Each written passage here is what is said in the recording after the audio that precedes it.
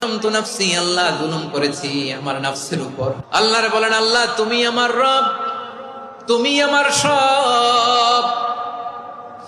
আল্লাহ আমি ছাড়া এই জমিনে তোমার গোলামের অভাব নাই, তুমি ছাড়া আমার দ্বিতীয় কোনো রব নাই। একথা বলে চোখের পানি ছেড়ে আল্লাহরে স্বীকৃতি দেন, আল্লাহ আমি পাপী। আল্লাহ এই জমিনে আমার চেয়ে বড় পাপী আর কেউ নাই।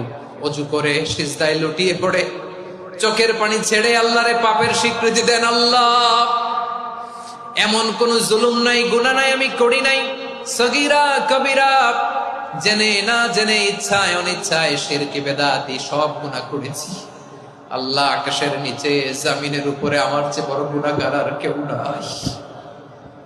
চোখের পানি ছেড়ে আল্লাহরে বলেন, আল্লাহ আমি ছাড়া তোমার গোলামের অভাব নাই, তুমি ছাড়া আমার দ্বিতীয় কোনো রব নাই, তুমি ছাড়া তো কেউ আমার গুনাহ ক্ষমা করার নাই, তুমি আমার রব, তুমি আমার সব। বলতে পারবেন?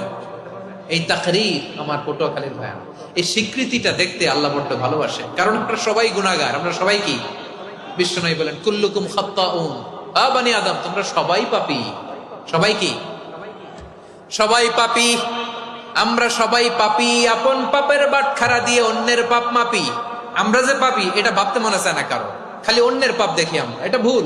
ওর এই পাপ, ও পাপী, ও জালেম, ও জাহান্নামী, এরকম একটা টেন্ডেন্সি।